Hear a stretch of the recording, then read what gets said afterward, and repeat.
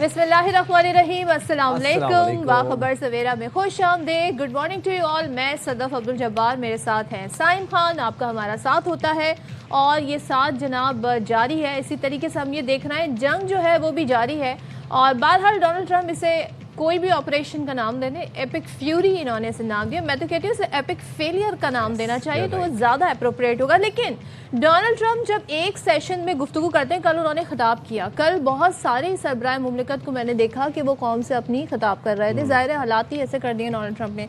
तो कल उन्होंने जी अपनी कौम से, पूरी दुनिया से खिताब किया। उस खिताब के अंदर ही, एक बयान के अंदर, एक सेंटेंस के अंदर ही डोनाल्ड ट्रंप के इतने तजाद आपको मिलते हैं। एक जानिब वो कहते हैं जी मुझे आबनाए हुर्मुज़ से कोई लेना देना नहीं है, मेरा मसला नहीं है, जिनका काम है वो आके खुलवाएं। ये इस तरह के बयान दे रहे हैं। अच्छा, फिर वो कहते हैं मुझे मशरिक़ वुस्ता से भी कुछ नहीं चाहिए, जिसको स्ट्रेट ऑफ हॉर्मुज़ से तेल चाहिए वो जाके स्ट्रेट ऑफ हॉर्मुज़ खुलवा ले, और जिसको तेल चाहिए वो मुझसे ले ले, मेरे पास बहुत तेल है, अमेरिका के पास बहुत तेल है, वेनेजुएला से भी हम तेल ले रहे हैं। तो वो इस तरह के बयानात भी ले रहे हैं। फिर चेरी ऑन टॉप वो कहते हैं कि जेडी वेंस को क्रेडिट जाएगा अगर डील हो गई तब भी और अगर डील ना हुई तब भी। मतलब अपने ऊपर से सारा बोझ उतार के उन्होंने जेडी वेंस के सर पे डाल दिया कि जीत गए तब भी इसके सर है, हार गए तब भी इसके सर है। और वो उन्होंने इलेक्शंस में खड़े होना, जेडी वेंस ने मिड टर्म इलेक्शंस के अंदर। जेडी वेंस जो है उन्होंने आगे चल के बाद में सदारती इलेक्शन भी लड़ना है, तो वो बड़े संभल के बयान भी दे रहे होते हैं क्योंकि उन्होंने अपना एक इमेज बिल्ड करना है सारी दौरान। और एक सेशन में ये भी कह रहे थे डोनाल्ड ट्रंप, मेरी जो पॉपुलैरिटी है वो गिर गई है 93 से 97%। ये मीडिया है, वो कहते हैं ये मीडिया है, अपने ही मीडिया को कह रहे हैं जो मुझे ना मेरा नेगेटिव इमेज दिखाता है। और कैरोलिन जो है वो अच्छा काम नहीं कर रही, सो कैरोलिन को हम देखेंगे उसे रखना है कि नहीं।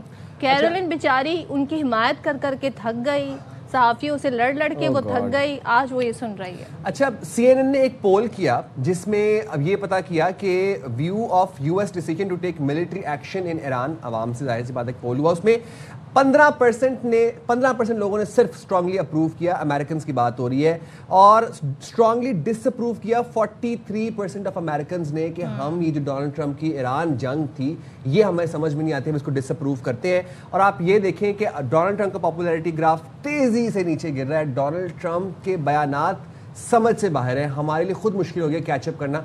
जो डोनाल्ड ट्रंप के साथ नेटो ने किया और उसके बाद जो डोनाल्ड ट्रंप का रद्द अमल था, उसके बाद जो नेटो के जो सेक्रेटरी जनरल थे उनकी परेशानी थी, वो भी एक बड़ी एक परेशान कुन सूरत हाल है।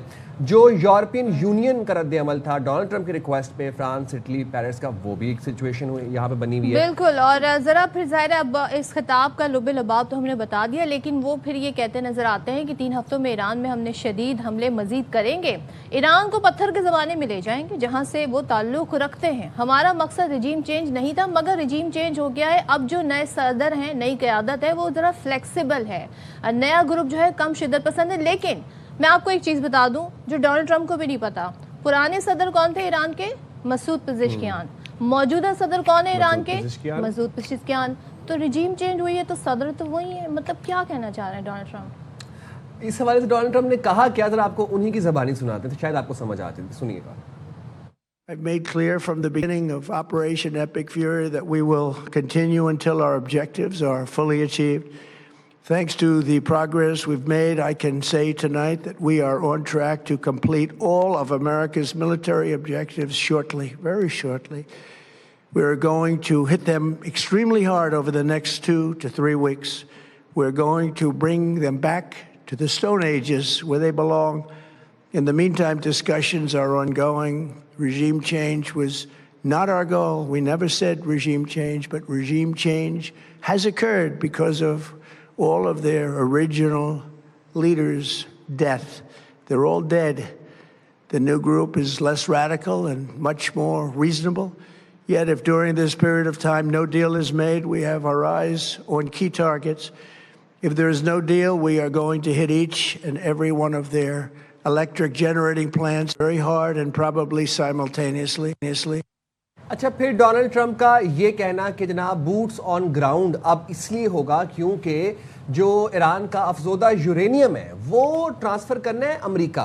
مطلب ایران سے امریکہ لے کے جایا جائے گا انرچڈ یورینیم, اور اس کے لیے ان کو نہ صرف بوٹس آن گراؤنڈ چاہیے امریکہ کو, بلکہ نیو رن ویز چاہیے, بلکہ مشینری چاہیے, اور اس کے بعد اٹ سیلف یہ ایک بہت اپہیول ٹاسک ہے کہ افسودہ یورینیم کو ایران سے اٹھا کر فزیکلی امریکہ لے کے جائے. کہاں بنائیں گے جہاں سے وہ انہوں نے ٹرانسفر کرا رہا ہے, اور جہاں پہ ان کے جہاز لینڈ کریں گے. بوٹس آن گراؤنڈ کہاں سے ہوں گے؟ کیونکہ تمام جو کنٹریز ہیں انکلوڈنگ جی سی سی کنٹریز وہ کہہ رہے ہیں آپ کو ہم سرزمین اپنی یوز کرنے ہی نہیں دیں گے آپ کو. اور مجھے یہ تو بتائے کوئی کہ بوٹس آن گراؤنڈ استعمال کس چیز کے لیے کرنا ہے؟ خرق کے لیے کرنا ہے, آپ نے ہرمز کے لیے کرنا ہے, یا پھر ابھی افسودہ یورینیم کے لیے کرنا ہے, نوئنگ دیٹ کہ ایران کا ٹرین ایک بہت مشکل ٹرین ہے, وہاں پر برف بھی ہے, وہاں پر صحرا بھی ہے, وہاں پر پہاڑ بھی ہیں, مشکل ہے. ہر تجزیہ کار بتا رہا ہے کہ وہاں بوٹس آن گراؤنڈ کامیاب نہیں ہے, لیکن پھر بھی ڈونلڈ ٹرمپ جو ہے وہ اس بات پہ آمادہ ہے کہ بوٹس آن گراؤنڈ کرنا چاہتے ہیں. اور جیسے کہ ہم نے آپ کو بتا دیا تھا, انہوں نے باقی ملکوں کو کہہ دیا جی آپ دو آپشن ہیں, ہم سے تیل خریدیں یا اگر آپ میں ہمت ہے آئیں آبنائے ہرمز جا کر تیل حاصل کریں, اسے کھلوائیں. بہت آسان کر دیا ہے آپ کے لیے تمام تر چیزیں. اچھا, ایران کیا اس ساری صورتحال میں کہہ رہا ہے؟ ایران نے کہا ہے جی امریکن پبلک کو کہ ہم آپ کے خلاف نہیں ہیں, ہماری یہ جنگ آپ کے خلاف نہیں ہے. اور اس سے پہلے ڈونلڈ ٹرمپ مزید کیا باتیں کرتے رہے ہیں, ذرا وہ بھی آپ کو سنا دیتے ہیں, کیونکہ یہ ان کے روز کے جو خطاب ہے نا وہ بس ہیڈ لائنز ہی بنتے رہتے ہیں. تو ذرا دیکھ لیتے ہیں کیا کہہ رہے ہیں.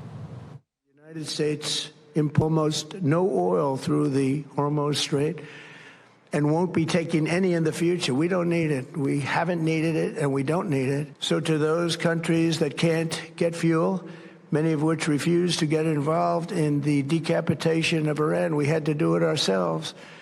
I have a suggestion. Number one, buy oil from the United States of America. We have plenty. We have so much. And number two, build up some delayed courage. Should have done it before. Should have done it with us, as we asked. Go to the strait and just take it. Protect it. Use it for yourselves. Iran has been essentially decimated. The hard part is done, so it should be easy. اب ایرانی صدر doctor Masoud Pezeshkian نے اس amidst all this انہوں نے امریکی عوام کے نام ایک کھلا خط لکھا, جس میں انہوں نے کہا کہ ایران امریکی شہریوں سے کوئی دشمنی نہیں رکھتا, ہم نے کبھی جنگ شروع نہیں کی, یہ جنگ ہم پر مسلط کی گئی امریکہ اور اسرائیل کی جانب سے, ہم پر حملہ کیا گیا, حملہ کرنے والوں کو مضبوطی اور حوصلے سے جواب دیا ہے, ہمیں ایک خطرے کے طور پر پیش کرنا تاریخی حقائق سے مطابقت نہیں رکھتا. ایرانی عوام امریکہ, یورپ, پڑوسیوں سمیت کسی قوم سے دشمنی نہیں رکھتے. اور جو کچھ ہم کر رہے ہیں یہ جارحیت نہیں بلکہ اپنے حق کا ہم دفاع اپنے کر رہے ہیں. اور امریکہ اس جنگ میں اسرائیل کے اثر و رسوخ کے تحت شامل ہوا, ایران کو خطرہ بنا کر فلسطین کے مسئلے سے, جو بات ہم بھی کہتے آئے ہیں کہ فلسطین کے مسئلے سے عالمی توجہ ہٹانے کی کوشش ہے. امریکہ دراصل اسرائیل کا پراکسی بن کر کام کر رہا ہے. امریکی عوام پروپیگنڈے سے ہٹ کر حقیقت کا جائزہ لیں اور اپنی ہزاروں سال قابل فخر تاریخ میں ایران نے کئی حملاوروں کا مقابلہ کیا, ان پر غالب آیا. آج حملاوروں کا نام صرف تاریخ میں بدنامی کے ساتھ باقی ہے. تو ایران آج بھی قائم ہے, مضبوط, باوقار, ثابت قدم ہے اور دنیا پر ایک اہم موڑ پر اس وقت کھڑی ہے. تصادم کے راستے سے پہلے ہم یہ دیکھ رہے ہیں کہیں زیادہ مہنگا اور بے فائدہ یہ تصادم ہو چکا ہے اور آنے والی نسلوں کے مستقبل کا تعین کرنا ہوگا. چلے جی, اور اس سے پہلے جو اب ہم دیکھ رہے ہیں کہ امریکہ میں خود بھی احتجاج ہو رہے ہیں, ایسے میں یہ خط بھی ایک بڑی اہم اور ٹائملی چیز ہے. تو اس ساری صورتحال پر بات کر لیتے ہیں کہ یہ کیسے تمام تر معاملات آگے بڑھیں گے. دفاعی تجزیہ کار میجر جنرل ریٹائرڈ زاہد محمود صاحب نے ہمیں جوائن کیا. تھینک یو سو مچ زاہد صاحب. یہ جو بدلتے بیانات ہیں ڈونلڈ ٹرمپ کے, یہ ہمیں روزانہ یہ بتاتے ہیں کہ کتنا ڈیسپریٹ ہے امریکہ اس جنگ سے باہر نکلنے کی, لیکن کوئی حکمت عملی سمجھ نہیں آ رہی ہے. کبھی وہ کہتے ہیں مذاکرات ہو رہے ہیں, کبھی کہتے ہیں جی ہم اس جنگ سے نکل جائیں گے چاہے اب نہ ہرمز کھلے یا نہ کھلے. کیا آپشن رہ گئے امریکہ کے پاس؟ کیا کر سکتے ہیں ڈونلڈ ٹرمپ جو باعزت طریقے سے, جو کہ نہیں ہو سکتا اتنا پاسبل, پھر بھی باعزت طریقے سے نکل سکیں؟ جی thank you very much Sadaf and سائن, گڈ مارننگ. اور دیکھیے آپ نے ابھی ذکر کیا پریزیڈنٹ ٹرمپ کی تقریر کو, ہم نے بھی رات کو سنی. آئی تھنک وہ اسٹریٹجی میں پڑھایا جاتا ہے کہ بیسٹ اسٹریٹجی وہ ہوتی ہے جس میں بہت ساری آپشنز ہوں جی, اور بیسٹ پالیسی وہ ہوتی ہے جس میں بہت ساری آپشنز ہوں. تو میرے خیال میں پریزیڈنٹ ٹرمپ کی جو بیسٹ پالیسی ہے وہ اتنی زیادہ آپشنز ہو گئی ہے کہ وہ خود کنفیوز ہو جاتی ہے اور کنفیوز کرتی ہے وہ ہر آڈینس کو جی. جو بھی کرٹیک ہے, نیٹو کی کرٹیک, مڈل ایسٹ کی, ایران کی طرف سے جو سٹانسز لیے جاتے ہیں, جو باقی ریجن دیکھ رہا ہے, جو ان کے پارٹنرز دیکھ رہے ہیں. کل کی اسپیچ میرے خیال میں مجھے زیادہ تر لگتا ہے کہ ڈومیسٹک پالیٹکس کے لیے تھی, جو ڈومیسٹک پریشر بلٹ ہو رہا ہے کہ انہوں نے جو ریزنز دیے کہ وہ وار میں گئے, اور موسٹلی وہ ایڈریس کر رہے ہیں کیونکہ ابھی تک وار کے اوپر تو انہوں نے کوئی کلیئر پالیسی نہیں دی. 2 to 3 ویکس کا پھر انہوں نے بات کر دی, اور ساتھ ساتھ نیگوسیشنز کی بات کرتے ہیں, گیونگ چانس ٹو ڈپلومیسی کرتے ہیں. 6 تاریخ تک وہ کہتے ہیں جی میں حملے نہیں کروں گا, حملے بھی جاری رہتے ہیں, اسرائیل بھی ان کے کنٹرول میں نہیں ہے. تو it is little confusing. Most probably of ramp چاہتے ہیں وہ, بالکل ایک فیس سیونگ, کیونکہ دیکھیں اتنی بڑی اپلیکیشن ہے, اور پھر یہ امریکن اپلیکیشن ہمیشہ بہت ہیوج ٹارگٹ سے شروع ہوتی ہے جی, اور ہیوج تھریٹ سے. آپ ویتنام کی وار کو دیکھ لیں, آپ افغانستان کا کانٹیکسٹ دیکھ لیں, آپ عراق کا کانٹیکسٹ دیکھ لیں. یہ سٹارٹ کہاں سے ہوتا ہے؟ We will turn you to the stone age. اور اپنے پارٹنرز کو بھی, جن کو ساتھ لڑانا بھی ہوتا ہے, جن کو رکھنا بھی ہوتا ہے, ان کو بھی تھریٹ پہلے دیتے ہیں اور بعد میں ڈپلومیسی یا دوسری چیزیں استعمال کرتے ہیں. تو this is very confusing policy. But anyways unfortunately the whole world ایک شکار ہوا ہے ڈس آرڈر کا. آف ریمپ چاہتے ہیں, ایک فیس سیونگ چاہتے ہیں, بالکل نیگوسیشنز کو ایک اتنی اچھے طریقے سے مکمل کرنا چاہتے ہیں کہ ان کو ایک جو اپنی ڈومیسٹک پالیٹکس ہے, جو انہوں نے لوز کی اپنی کریڈیبلٹی ان سائڈ امریکہ, اس کو ری گین کرنا چاہتے ہیں. دیکھیں یہ امریکہ کی صدف جنگ تو ہے نہیں جی. اپروولز آپ نے بتا دی ہیں. امریکہ کے لوگوں کو اب یہ بالکل یقین ہو چکا ہے کہ there was no imminent threat from Iran. تو یہ وار کیوں شروع کی تھی؟ اور یہ زاہد صاحب میں آپ سے پوچھنا چاہ رہا ہوں, عوام یہ سوچیے کہ یہ جو اسرائیل ہے یہ ہمارا اسٹریٹجک برڈن ہے یا پارٹنر ہے. تو آئی تھنک ان مختلف چیزوں کو انہوں نے ایڈریس کرنے کی. اسرائیل تو ایک لائبلٹی بن گئی ہے امریکہ کے اوپر, لیکن میں آپ سے سر یہی جاننا چاہ رہا تھا کہ یہ اس جنگ کا مقصد کیا تھا امریکہ کے لیے؟ ڈونلڈ ٹرمپ چاہ کیا رہے ہیں؟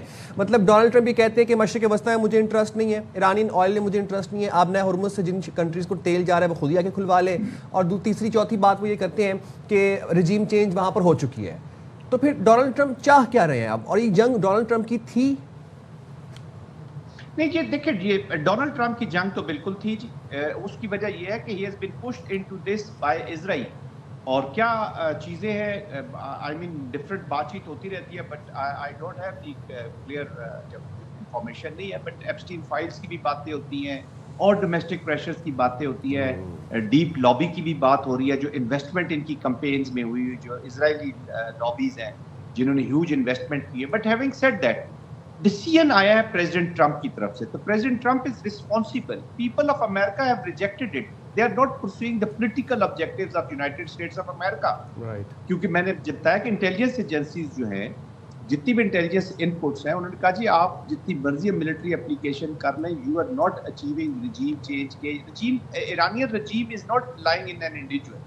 وی نیڈ ٹو انڈرسٹینڈ. وہ لائی کرتی ہے جی اسٹرکچر میں, جو آئیڈیولوجیکل ان کا جو پولیٹیکل آئیڈیولوجیکل اسٹرکچر ہے, اس کے بیچ میں ان کی رجیم چینج کرتی ہے. آپ اے لائیں, بی لائیں, سی لائیں, وہ اسی کو فالو کرتے ہیں.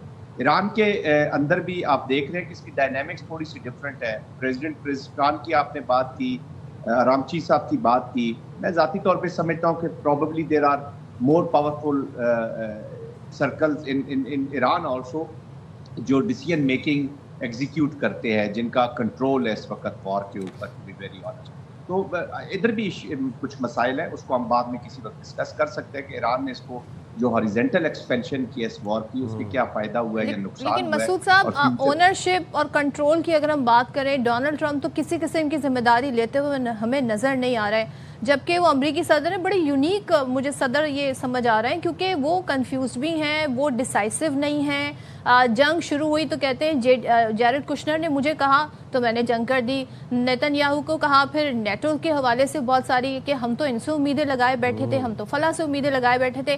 اب جے ڈی وینس جو ہے وہ اسکیپ گوٹ ہیں, ان کو کہا جا رہا ہے جی کہ یہ قربانی کا بکرا انہیں بنا دیا ہے, کہ جنگ ختم ہوتی ہے تو کریڈٹ ان کا, جنگ ختم نہ ہوتی ہے تو پھر یہ سارا معاملہ ان کو جاتا ہے. جبکہ جے ڈی وینس ہمیں پتہ ہے بڑے اپنے آپ کو ڈسٹینس کیے ہوئے تھے اس معاملے سے. انہوں نے اشارتاً یہ بھی کہہ دیا کہ ہمارا ارادہ نہیں ہے ایران میں زیادہ دیر رکنے کا. ڈونلڈ ٹرمپ کے بیانات اس کے برعکس ہیں, کبھی وہ ویتنام کے حوالے دے رہے ہوتے ہیں, کبھی کوئی سے حوالے. تو what do you think of ہم؟ ڈونلڈ ٹرمپ اس وقت کس طرح کے امریکہ کے صدر ثابت ہو رہا ہے, جو ایک امریکہ کا امیج تھا اسے شیٹر کر دیا. امریکہ سپر پاور بنتا تھا, امریکہ جہاں جاتا تھا وہ کر کے آ جاتا تھا, اچیو کچھ نہیں کر پا رہے. تو یہ کتنا ڈیزاسٹرس ہے for America and for the post of American president.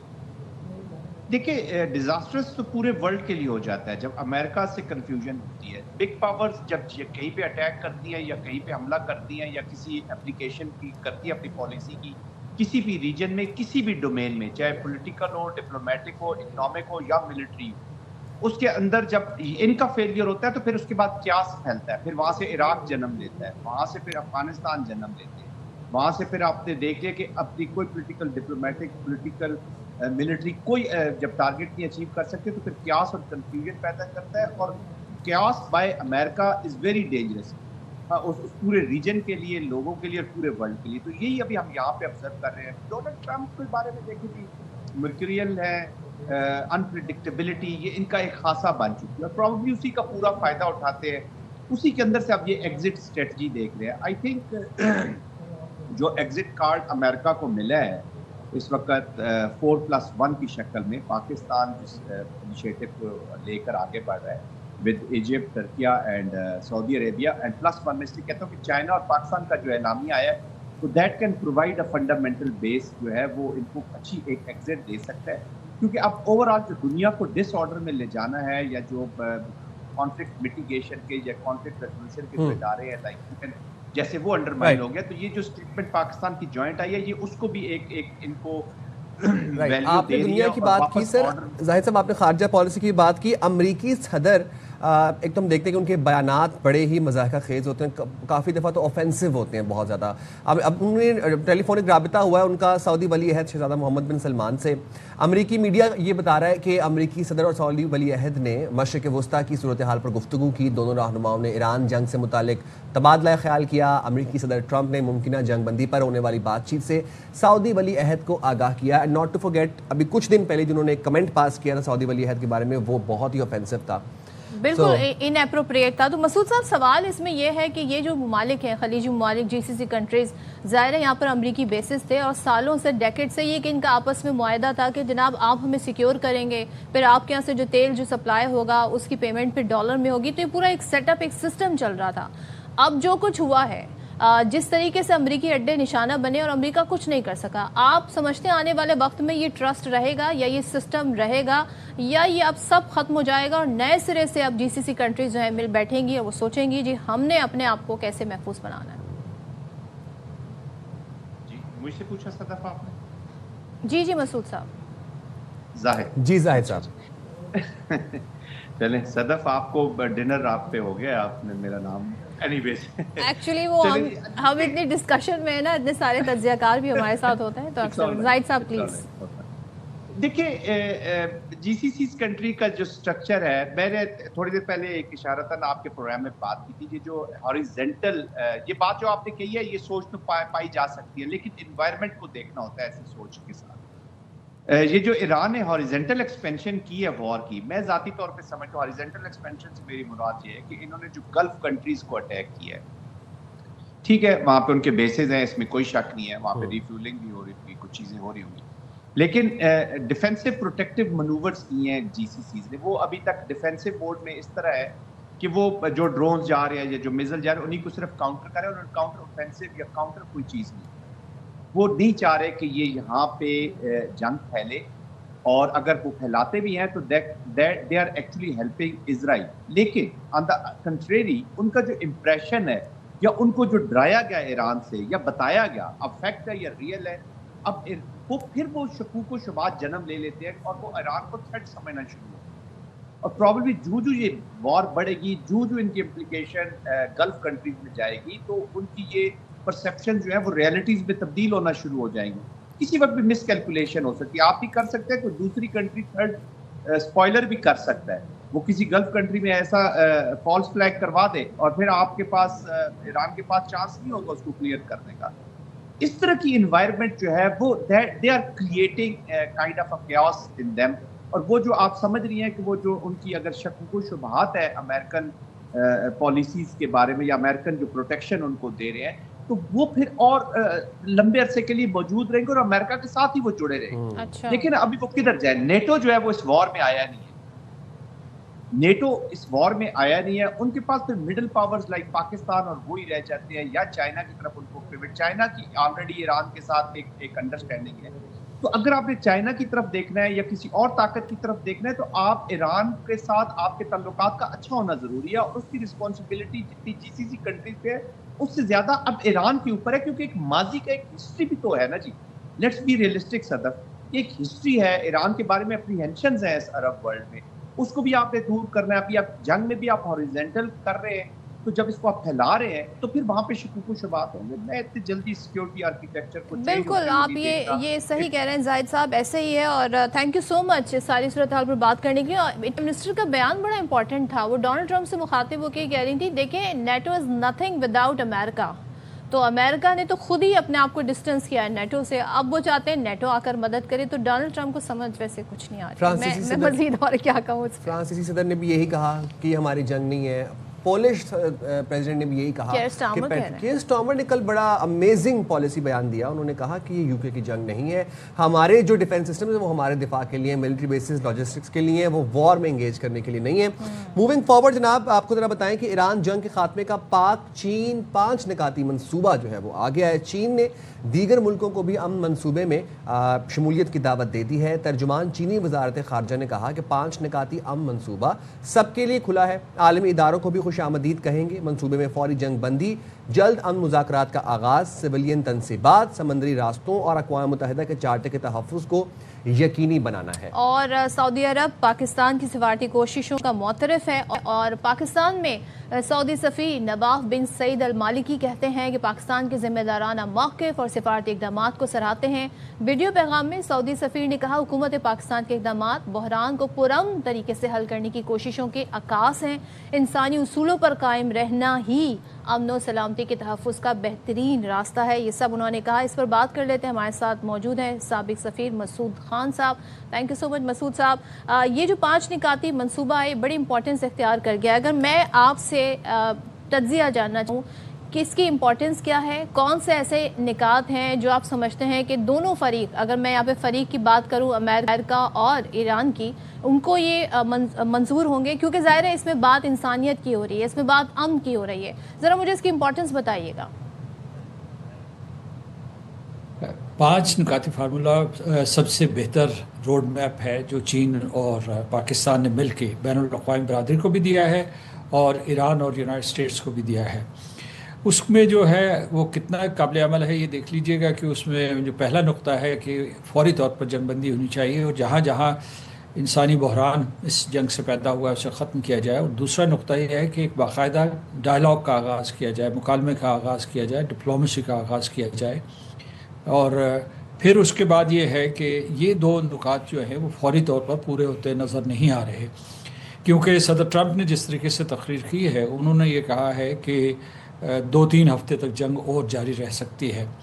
تو اور اس کے بعد کسی کوئی جو سٹرکچر سفارتی عمل کی کوئی ہمیں جو ہے ابھی انڈیکیشن نہیں ملی ہے. تو یہ 2 نکات جو ہیں پورے ہوتے نظر نہیں آ رہے. دوسری یہ ہے کہ تیسرا نقطہ یہ بھی تھا کہ جو غیر متحارب لوگ ہیں یا سویلینز ہیں یا سویلین انفراسٹرکچر اس کو نشانہ نہ بنایا جائے. تو ابھی آپ دیکھیں کہ وہ ایران ہو یا اس کے بعد خلیجی ریاستیں ہوں تو اس میں سویلین انفراسٹرکچر کو نشانہ بنایا جا رہا ہے.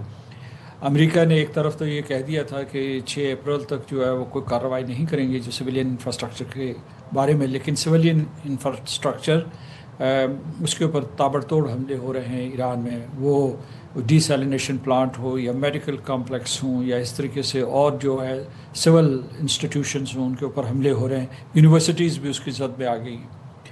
اور پھر یہ ہے کہ آبنائے ہرموز جو ہے ایک بہت اہم معاملہ، 4تھا نقطہ تھا. اور آبنائے ہرموز جو ہے اسے کھولنے کے لیے کوئی اس وقت کوئی لایا عمل سامنے نہیں ہے. اور جو پاکستان اور چین نے لایا عمل دیا ہے اس کے مطابق یہ ہے کہ تمام معاملات اقوام متحدہ کے چارٹر کے مطابق حل کرنے چاہیے اور ان کے بارے میں جو ہے کوئی نہ کوئی کسی قسم کی جو ہے ایسے ڈپلومیٹک کوریڈور بنانا چاہیے. تو میں سمجھتا ہوں کہ صدر ٹرمپ کی جو تقریر آج ابھی تھوڑی دیر پہلے ہوئی ہے اس نے جو ہے امریکہ کی پوزیشن بیان کی ہے کہ ان کی جو پوزیشن ہے، جو ان کی پالیسی ہے وہ اپنی جگہ پہ قائم ہے. اور بلکہ انہوں نے ایک طریقے سے ایران کو دھمکی دے دی ہے کہ جلدی سے ان کی شرائط مان لیں ورنہ ان کو پتھر کے زمانے میں دوبارہ بمباری کے ذریعے پہنچا دیا جائے گا. اچھا مسعود صاحب، اب جب ہم بات کرتے ہیں ظاہر ہے بڑا امپورٹنٹ یہ پیش رفت ہے اور اس پر عمل درآمد ہو جائے تو کیا ہی بات ہے، لیکن بات جب گارنٹیر کی ہوتی ہے تو اس کا رول کیا ہوتا ہے، وہ کر کیا سکتا ہے اپنی کیپیسٹی میں؟ کیونکہ جس طریقے سے ڈونلڈ ٹرمپ 2 بار مذاکرات ہوئے، کامیاب ہو رہے تھے لاسٹ مذاکرات ایران کے ساتھ، لیکن پھر اٹیک ہو گیا، تو ان پہ تو ٹرسٹ نہیں کیا جا سکتا، وہ کبھی بھی کسی بھی وقت اپنا بیان بدل سکتے ہیں، پالیسی سٹیٹمنٹ آ کر دے سکتے ہیں۔ تو یہاں پر اگر گارنٹر چاہے، اگر وہ ذمہ داری لے رہا ہے کہ میں ان 2 ممالک کے درمیان ثالثی کرانے کو تیار ہوں، تو اس کے پاس کیا آپشنز ہوتے ہیں؟ وہ کس طریقے سے پریشر ڈال سکتا ہے، وہ کس طریقے سے وہ جو معاہدہ ہونے جا رہا ہے اس کو انٹیکٹ رکھ سکتا ہے؟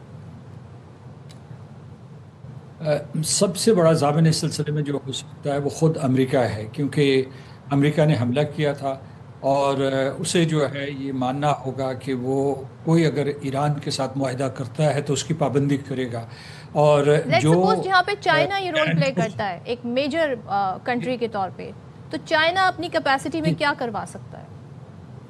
جی میں یہی کہنے والا تھا کہ جو گارنٹورز کے بارے میں ہمیں علم ہے کہ چین سر فہرست ہے، لیکن اس میں روس، مغربی یورپ کے ممالک بالخصوص جو ہے برطانیہ، جرمنی اور فرانس کو شامل ہونا ہوگا، اور اس کے بعد یورپین یونین جو ہے وہ اس میں شامل ہو سکتی ہے، کیونکہ یورپین کونسل کے پریزیڈنٹ نے حال ہی میں بیان دیا ہے کہ وہ بھی سفارتکاری کے لیے پوری یورپین یونین کے لیے تیار ہیں، کہ مطلب یورپین یونین بھی ہاتھ بٹا سکتی ہے، اور تو یہ ایک گروپ بنتا ہے۔ اس کے علاوہ جو ایسے ممالک جو مثلا چین ہے، چین کے علاوہ جو ہے پاکستان ہے، ترکی ہے اور سعودی عرب ہے، پھر جو ہے ملیشیا اور انڈونیشیا اس گروپ میں شامل ہو سکتے ہیں، لیکن جو سب سے بڑی ضمانت ہو سکتی ہے جیسے کہ میں نے کہا کہ وہ واشنگٹن یہ وعدہ کرے کہ اس کے اوپر ایران کے اوپر دوبارہ حملہ نہیں کرے گا، لیکن وہ اسی صورت میں ہوگا جب واشنگٹن کے مطالبات مانے جائیں، مثال کے طور پر یا جو ان کی شرائط ہیں ان میں کوئی پیش رفت ہو، وہ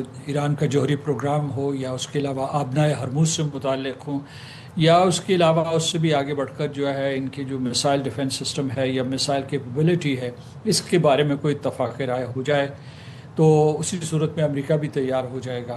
لیکن میں دوبارہ جاؤں گا کہ جو امریکہ کے صدر نے تقریر کی ہے اس میں جو ہے جنگ پہ زیادہ زور ہے، سفارتکاری کے اوپر کم ہے، سفارتکاری کا ذکر ضمناً آیا ہے، حالانکہ انہی کی وجہ سے اور ان کے کہنے پہ اور ان کے اعتماد کی وجہ سے پاکستان نے، اور پھر میں سمجھتا ہوں کہ چین نے بھی یہ سلسلہ شروع کیا تھا، لیکن 2-3 ہفتے میں اور تباہی ہو سکتی ہے اور صورتحال اور بگڑ سکتی ہے، کیونکہ ایران کے لوگ اگرچہ صدر ٹرمپ یہ کہہ رہے تھے کہ وہ صدر پزشکیان کے ساتھ جو ہے رابطے میں ہیں، یا اس کے علاوہ جو ہے ان کے حکومت کے یا کابینہ کے ارکان ان سے رابطے میں ہیں، یا ان کے خصوصی نمائندے رابطے میں ہیں، اور دوسری طرف وہ یہ کہہ رہے تھے کہ جو باقر کالباف ہیں جو ان کے اسپیکر ہیں ان سے بھی رابطہ ہے، اور وہ یہ کہہ رہے تھے رژیم چینج ہو گئی ہے، ان کے اہداف کسی حد تک مکمل ہو گئے ہیں، لیکن ایسا نہیں لگتا کہ اس وقت سفارتکاری وہ ترجیح ہے، پہلی ترجیح ہے۔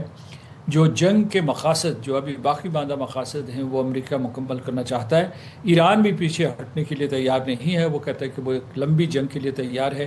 اس کے باوجود میں سمجھتا ہوں پاکستان اور چین کو اور جو علاقائی ممالک ہیں ان کو اپنی سفارتی کوششیں جاری رکھنی چاہیے۔ بالکل، اور سر یہ جو پاکستان نے شاندار میچور ڈپلومیسی کا مظاہرہ کیا ہے، چاہے وہ پولیٹیکل ڈپلومیسی ہو چاہے وہ ملٹری ڈپلومیسی ہو، اس کی مثال ہمیں، اس کی نظیر ہمیں ماضی میں نہیں ملتی۔ کتنی امپورٹنٹ ہے پاکستان کا سفارتی کردار؟ پاکستان ایز اے کی میڈیٹر اب خطے میں جنگ رکوانے کے لیے کوششیں کر رہا ہے اور گلوبل اٹینشن کا سینٹر ہے۔ How significant is Pakistan's diplomatic role? Pakistan کا رول بہت اہم ہے، اور میں یہ کہوں گا کہ نہ صرف پاکستان کے حوالے سے بلکہ میں سمجھتا ہوں کہ جو ماضی قریب کی جو بھی تاریخ ہے، سفارتی تاریخ ہے، اس میں اس قسم کی نظیر نہیں ملتی۔ روایتی طور پر جھگڑے نمٹانے کے لیے یا قطر کوئی رول ادا کرتا رہا ہے، یا اس کے علاوہ عمان کرتا رہا ہے، قطر سب سے زیادہ پیش رہا ہے، اور اس نے کئی جھگڑے نمٹائے ہیں اور کئی مشکل صورت حال جو تھی، کئی مشکل جو سچویشنز تھی ان کو جو ہے کسی حل کی طرف لے گئے ہیں۔ لیکن پاکستان کی تاریخ میں یقیناً جیسا کہ آپ نے کہا کوئی اس قسم کی مثال نہیں ملتی، اور پاکستان اس وقت سفارتی محاذ پہ یا سفارتی مذاکرات کے پورے منظرنامے میں اعلیٰ ترین، اپنی تاریخ کے اعلیٰ ترین مقام پہ فائز ہے، اور اس کی وجہ یہ ہے، اور یہ اس کا اعتراف جو ہے دنیا بھر کے اسٹیٹسمین نے بھی اور اس کے علاوہ جو حکومتوں نے بھی کیا ہے، کہ اس وقت پاکستان کو نہ صرف چین، روس اور امریکہ کا اعتماد حاصل ہے، بلکہ اس کے ساتھ ساتھ جو ہے جو خلیجی ریاستیں ہیں، تہران، جو ممالک ایک دوسرے کے سامنے ہیں یا جنگ لڑ رہے ہیں، ان کا بھی اعتماد حاصل ہے۔ تو پاکستان جو ہے صرف رابطہ کار کی طور پر کام نہیں کر رہا، وہ اس کے ساتھ ساتھ جو ہے ٹرسٹ بلڈنگ بھی کر رہا ہے، اعتماد سازی بھی کر رہا ہے۔ جو ایک ملک ہے اس نے پاکستان کے اوپر اعتماد نہیں کیا، اور وہ ہندوستان ہے، یعنی مطلب یہ ہے کہ وہ پاکستان کی یہ عزت تکریم دیکھنا نہیں چاہتا، اور اس کی وجہ سے بلکہ یہ ہے کہ خطرات بڑھ گئے کہ وہ کوئی اس دوران کوئی ایسی کارروائی نہ کرے کہ پاکستان کی حیثیت کو سبکتاژ کرنے کی کوشش کرے۔ تو اور وہ میں ہندوستان کا ذکر کر رہا تھا۔ اور دوسرا یہ ہے کہ اس میں پورے کا پورا جو سفارتی عمل ہو رہا ہے، اس میں اسرائیل شامل نہیں ہے، اور اسرائیل کے مقاصد امریکہ سے مختلف بھی ہیں، کیونکہ وہ گریٹر اسرائیل بنانا چاہتا ہے، تو اس وجہ سے وہ موجود نہیں ہے۔ لیکن امریکی صدر نے کہا ہے کہ اگر کوئی اس قسم کا کوئی فارمولہ نکل آیا تو اسرائیل ان کی بات سن لے گا۔ اچھا ٹھیک ہے، تھینک یو سو مچ سردار مسعود صاحب ہمارے ساتھ ہیں، صورتحال پر بات کر رہے تھے جناب۔ تو یہ تمام تر صورتحال بن رہی ہے، ایک صورتحال اور بھی بن رہی ہے، بارش ہو رہی ہے باہر کراچی میں۔ شروع ہو گئی بارش، کیونکہ جب ہم آ رہے تھے بڑا اندھیرا تھا۔ جب ہم آ رہے تھے، آپ یقین کریں، ہم گاڑیوں کی ہیڈ لائٹس آن کر کے آئے تھے، صبح 7-8 بجے سورج چمک رہا ہوتا ہے کراچی میں، لیکن ابھی ایسا منظر تھا جیسے شام کے 8-9 بج رہے ہیں۔ ہر جگہ لائٹس آن تھی، ہم یہ دیکھ رہے تھے، اور ہم اسٹریٹ لائٹس بھی آن تھی۔ تو ذرا اس پر بات کرتے ہیں کہ بارش کیسی ہو رہی ہے، کہاں پہ کیا موسم کی صورتحال ہے۔ شارٹ بریک کے بعد واپس آتے ہیں۔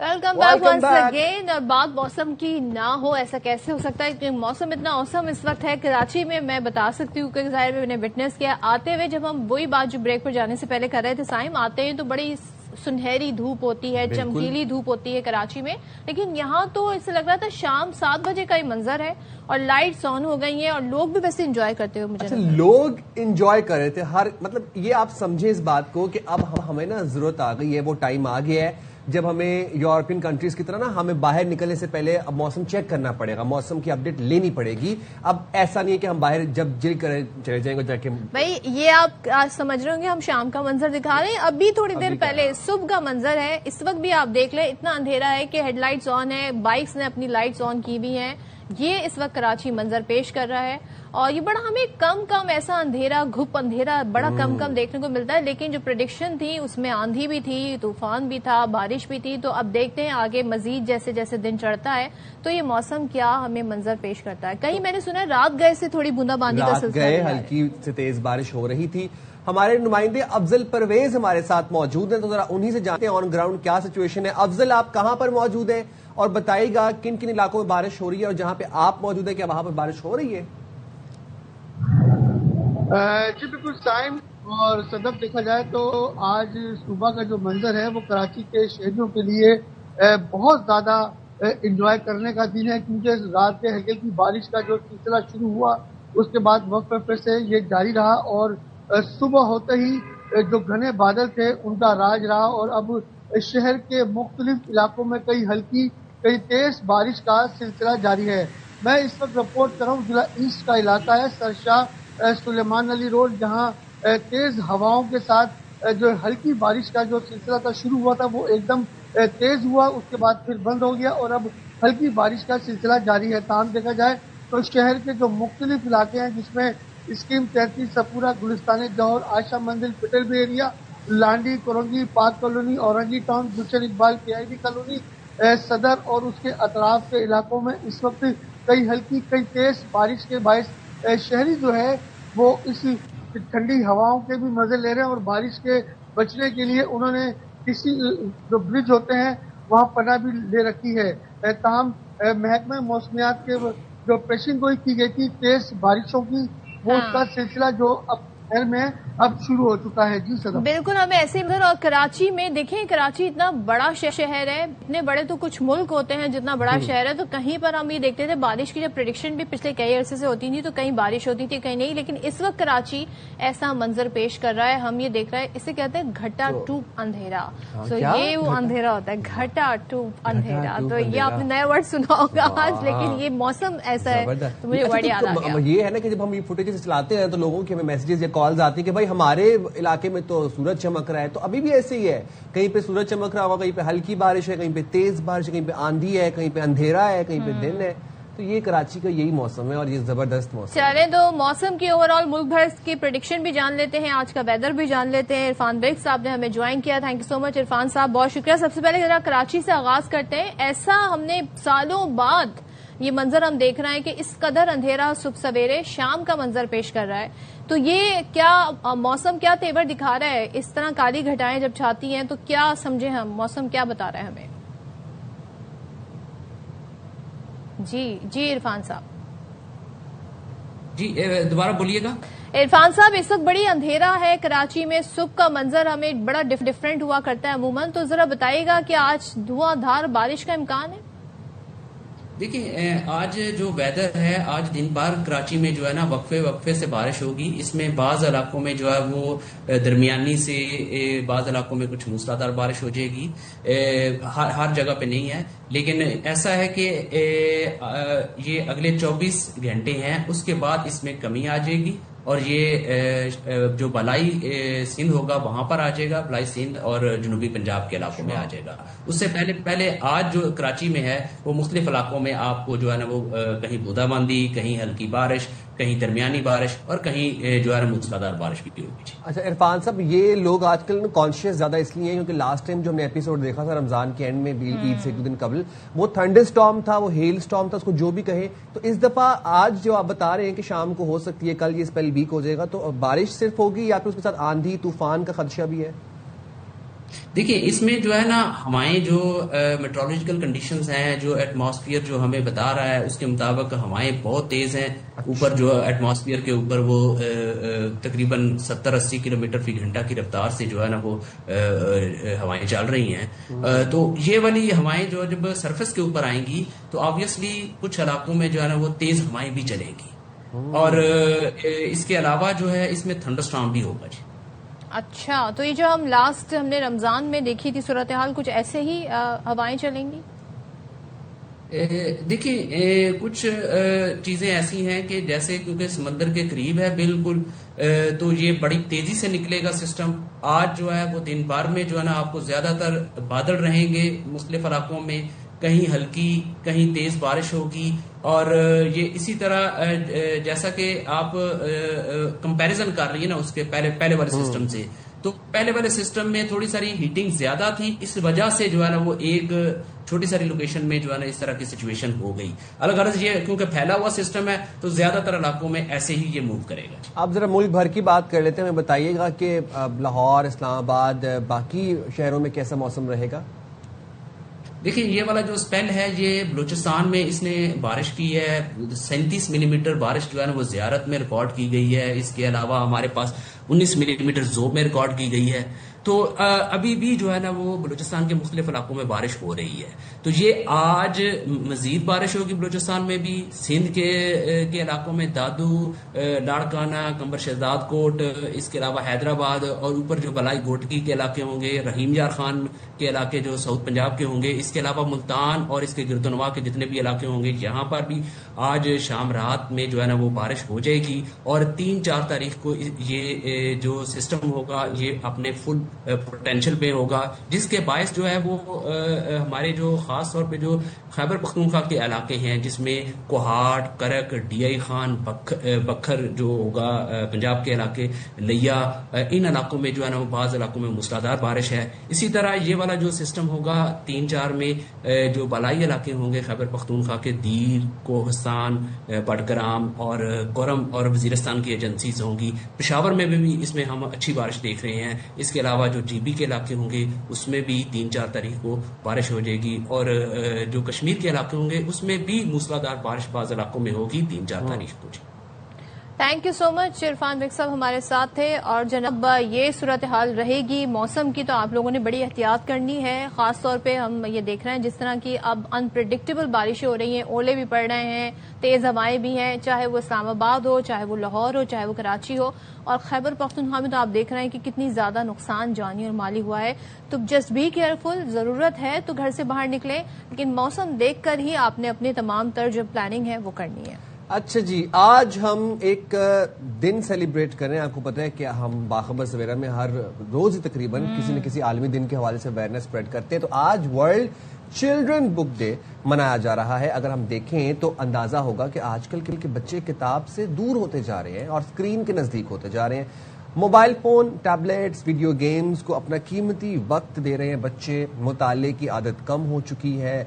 स्क्रीन का ज्यादा इस्तेमाल ना सिर्फ बच्चों की नजर, सेहत और नींद पर मनफी असर डाल रहे हैं, बल्कि बच्चों के तखय्युल, उनकी क्रिएटिव सलाहियतें, उनके मेंटल हेल्थ के ऊपर भी एक बड़े इसके इम्प्लीकेशंस हैं। भाई उनकी जो कॉग्निटिव एबिलिटीज हैं उस पर असर पड़ रहा है। और देखिए हर चीज जब बहुत आसान हो जाए ना तो फिर आपकी क्रिटिकल थिंकिंग जो है वो खत्म हो जाती है। हर चीज आपको मिल रही है, आप सर्च करें, सारे रिजल्ट, सारे आंसर आपको पता चल जाते हैं। एक जमाना था जब हमें कैलकुलेटर के लिए कहा जाता था साइम कि कैलकुलेटर यूज करेंगे तो फिर आप अपना दिमाग कैसे यूज करेंगे।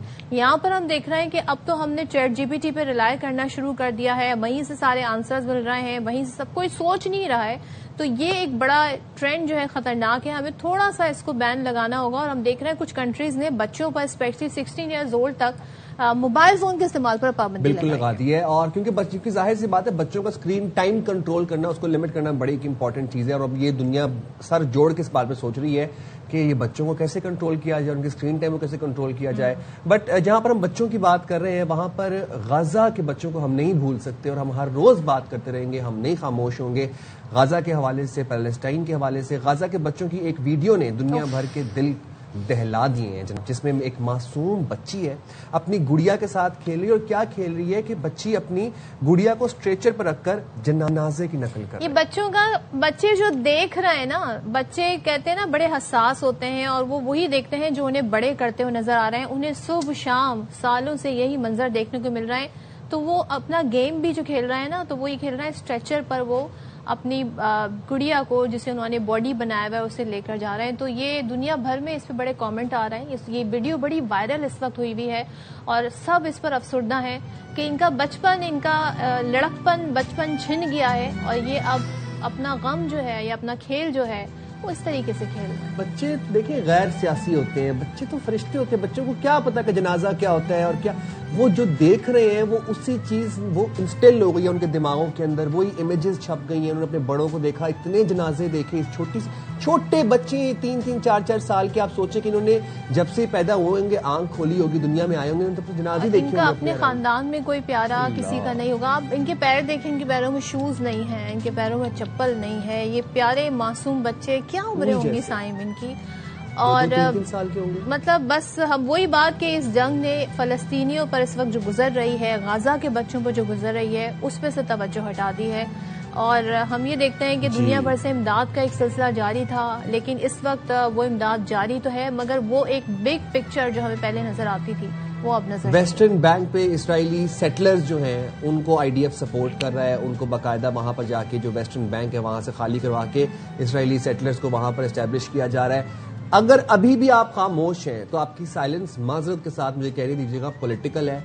हमने खामोश नहीं होना, हमने बोलते रहना है, आवाज उठाते रहना है। Free Palestine, free Gaza, yes this is फलस्तीन। और आप देखें कि ईरान जो जंग है, इस सारे मामले के अंदर हमारी नजरें गाजा से हटती जा रही हैं, फेड अवे होती जा रही है। गाजा की खबरें, गाजा के बारे में बात करना, सोशल मीडिया पर आप देखें ईरान, अमेरिका, इजराइल जंग की बात हो रही है। दुआ गो है हम कि अल्लाह इनकी मुश्किलात आसान करें। आमीन। और इस तरीके से ये सबको सोचना चाहिए कि हर किसी कंट्री के बारे में यही दावा था ईरान का, इसराइल का और अमेरिका का, जी गाजा बना देंगे। लेकिन ईरान ने साबित कर दिया कि अगर आप फर्म स्टांस लें तो फिर आप बहुत कुछ कर सकते हैं। इन बच्चों की मदद जरूर करनी चाहिए जिस भी तरीके से मुमकिन हो, क्योंकि जाहिर है इस वक्त ये सबसे ज्यादा हमारी तवज्जो, मदद और मोहब्बत मुस्तैक है। यहाँ पर हम शॉर्ट ब्रेक ले रहे हैं, बिल्कुल ब्रेक के बाद वापस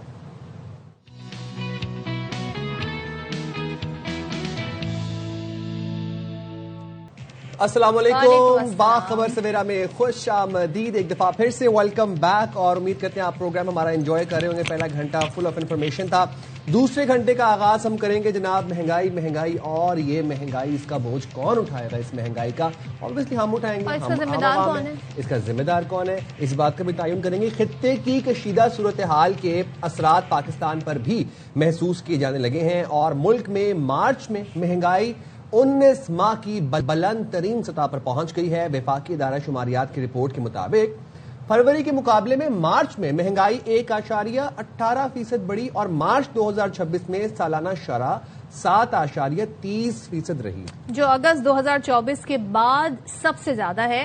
तो वफाकी वजारत खजाना ने मार्च के लिए महंगाई का तखमीना 7.5 से 8.5% के दरमियान लगाया था, जो आवाम की जेब पर नए बोझ की निशानदही करता है। अच्छा, ये तमाम तर चीजें हम देख रहे हैं। जाहिर है इस वक्त दुनिया में ग्लोबली जो एक जंग जारी है, भले अमेरिका इसे ऑपरेशन का नाम दे, लेकिन ये है जंग जिस तरीके से ये हो रही है। और जितना तवील ये मुद्दत इख्तियार करती जा रही है, उतना ही ज्यादा हम देख रहे हैं कि एक अनसर्टिनिटी है मार्केट्स में। हम देख रहे हैं स्टॉक एक्सचेंज आप देखें, आप ऑयल प्राइस देखें, और तमाम तर जो ममालिक हैं वो ये तैयारी कर रहे हैं कि नेक्स्ट फॉर 15 डेज हमने क्या प्लानिंग करनी है। अब डे टू डे देखकर, बयानात देखकर ही अंदाजा लगाया जाता है।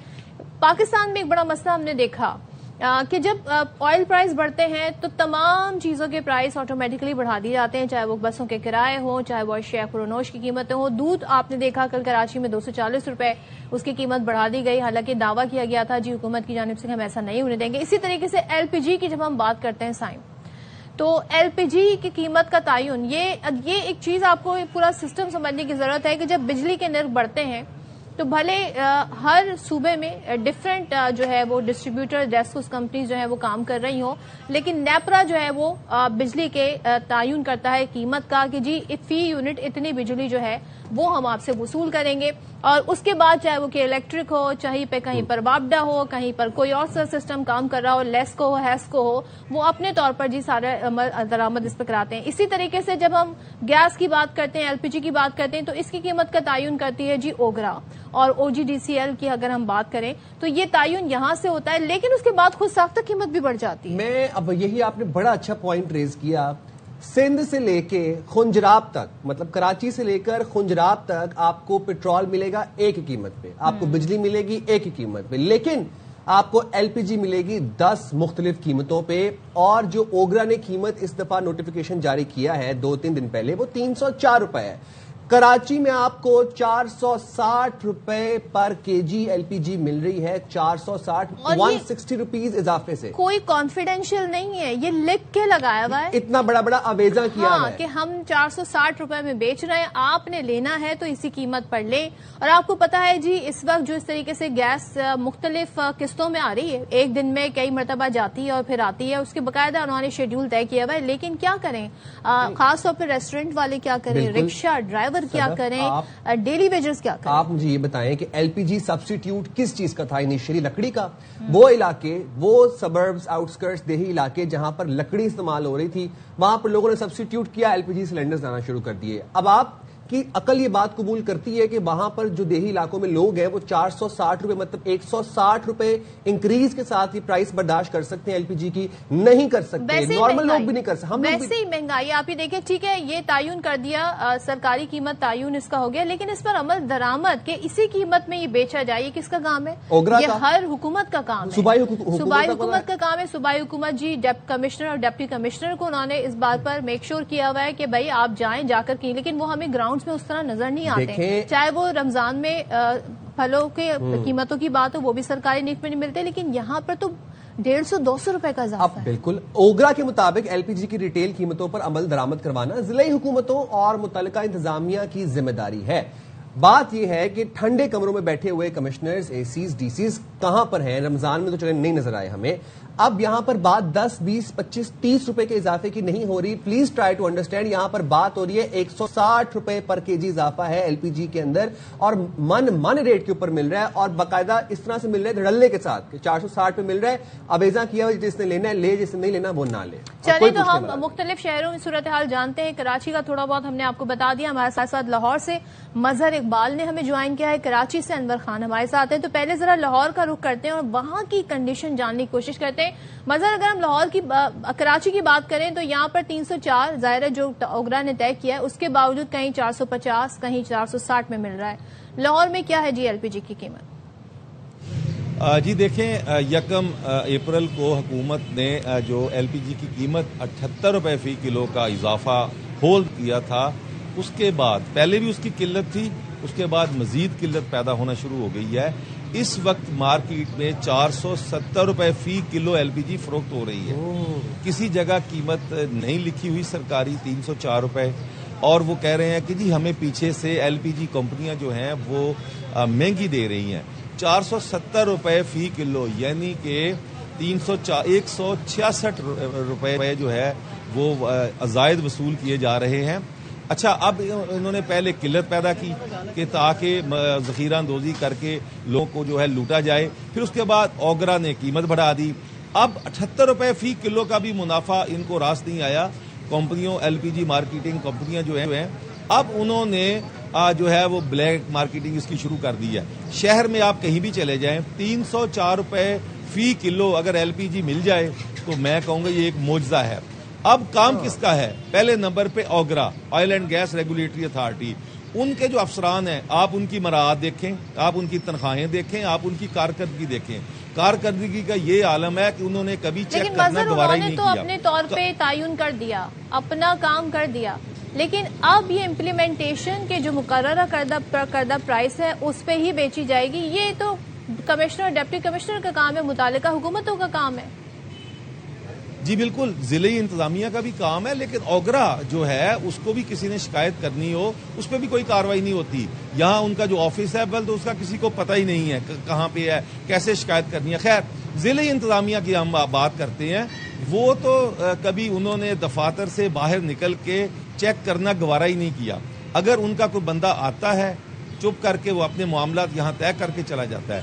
اور یہ کھلے عام لوٹ مار جاری ہے. ضلعی انتظامیہ باقاعدگی سے ڈپٹی کمشنر, پھر اس کے بعد نیچے اسسٹنٹ کمشنر, مجسٹریٹ, وہ آئیں آ کے چیک کریں کہاں پہ ذخیرہ اندوزی ہو رہی ہے. اگر دکاندار کر رہا ہے اس کے خلاف کارروائی کریں. اگر ایل پی جی مارکیٹنگ کمپنیاں کر رہی ہیں, ڈسٹریبیوشن کمپنیاں کر رہی ہیں, ان کے خلاف 2-4 لوگوں کو نشان عبرت بنائیں تاکہ دیکھیں 2-4-10 روپے کلو کا تو بندہ کہہ لیتا ہے, بل تو وہ بھی نہیں ہونا چاہیے, لیکن 170 روپے 166 روپے. اور دیدہ دلیری کے ساتھ پہلے تو ہوتا تھا کہ چوری چھپے سرکاری ریٹ لگایا جاتا تھا 304 روپے اور پھر اس کے بعد چپکے سے فروخت کر دی جاتی تھی, لیکن اب شہر میں دیدہ دلیری سے 470 روپے. میں تو حیران اس بات پہ ہوں کہ لاہور میں تو کراچی سے بھی مہنگی ایل پی جی, مطلب جو کراچی میں اگر 450 460 ریٹ ہے تو لاہور میں 470 مل رہے, جبکہ لاہور سے ایسی خبریں بہت کم آتی ہیں. تو کیا انتظامیہ جو ہے وہ صرف پھل اور سبزیوں کے ریٹ پر فوکس کر رہی ہے, ان کو کنٹرول کرانے میں مصروف ہے, ایل پی جی پہ تو کسی کا دھیان نہیں ہے؟ جی بالکل, ان کا کوئی دھیان نہیں ہے. اور میں آپ کو جو اس سے اگلی بات بتانے جا رہا ہوں, آنے والے دنوں میں یہ 500 روپے سے تجاوز کر جائے گی, اور اس سے جو مہنگائی کا ایک طوفان آئے گا وہ عوام جو ہے وہ بالکل برداشت نہیں کر سکے گی. کیونکہ گیس جو اس وقت سوئی ناردن گیس سسٹم میں آتی ہے وہ تو بالکل نہ ہونے کے برابر ہے. ریسٹورینٹس میں چلے جائیں, گھروں میں چلے جائیں, کہیں بھی اول تو آتی نہیں, اگر آئی ہے تو اس کا پراپر وہ پریشر نہیں ہے. اور یہ جو ریسٹورینٹس والے ہیں, ہوٹلوں والے ہیں اور مختلف جو ڈھابے والے ہیں وہ ایل پی جی استعمال کرتے ہیں. اچھا, پھر اس کے بعد ہر چیز اس پہ تیار ہوتی ہے یقیناً, لیکن ظاہر ہے وہ اپنا یہ سارا خرچہ ہے وہ کنزیومر سے نکالیں گے, وہ پبلک سے وصول کر لیں گے. اصل بوجھ تو پبلک پر ہی آتا ہے, ایک عام عوام پر آتا ہے. اور ظاہر ہے ہم یہ منظر دیکھ رہے ہیں. انور, ہم کچھ فوٹیجز بھی دکھا رہے ہیں, کتنے دن دہاڑے آپ دیکھیں سرکاری قیمت کیا ہے 304 روپے اور 450 لکھ کے لگایا ہوا ہے. مطلب یہ ایسی بات نہیں ہے کہ ڈی سی جو اے سی ہیں ان کی نظروں سے یہ چھپا رہے, یہ نظر آ رہا ہے سامنے. اتنے دھڑلے سے یہ قیمت پہ بیچا جا رہا ہے, کوئی پکڑ دھکڑ نہیں. آپ کل کریک ڈاؤن کی بات کر رہے تھے, مجھے لگتا ہے 24 گھنٹوں میں بہت فرق آ جانا چاہیے تھا. کریک ڈاؤن اگر ہو رہا ہوتا تو پھر یہ منظر ہم نہیں دیکھ رہے ہوتے آج. تو دیکھیں اگر کراچی کی بات کی جائے گی تو کراچی کے بھی مختلف علاقوں کے اندر ایل پی جی کی فی کلو قیمت جو ہے وہ 460 اور بعض علاقوں کے اندر 470 سے زائد بھی وصول کی جا رہی ہے. اوگرا جو ہے بنیادی طور پر ایک اتھارٹی ہے جو کہ اس کی قیمتوں کو پرائس کو جاری کرتا ہے اور جاری کرنے کے بعد انہوں نے تمام صوبائی چیف سیکرٹریز کو اس بات کی ہدایت کی تھی کہ یقینی طور پر عمل درآمد کو یقینی بنایا جائے اوگرا کی باتوں کے اوپر. تاہم اس کے باوجود اوگرا کی جو مقرر کردہ پرائز تھے اس کے اوپر عمل درآمد نہیں کیا جاتا. براہ راست ایک عام آدمی کا مسئلہ ہے اور یہ جو ایل پی جی استعمال ہوتی ہے عمومی طور پر یہ ڈھابوں کے اوپر ہوٹلوں کے اوپر زیادہ اور اس کے ساتھ ساتھ جو مختلف فوڈ اسٹریٹ کے اوپر آپ کو نظر آئیں گے وہاں بھی یہ تمام کے تمام ایل پی جی سلنڈر استعمال کیے جاتے ہیں. تاہم اس وقت جو صورتحال درپیش ہے اس صورتحال کے حوالے سے جو ذمہ داری بنتی ہے وہ بنیادی طور پر کراچی کی ضلع انتظامیہ کی ڈپٹی کمشنر کی اسسٹنٹ کمشنر کی تاہم ان کی جانب سے شہر کے کسی بھی علاقے کے اندر کسی قسم کی کوئی کارروائی دیکھنے کے اندر نہیں آئی ہے.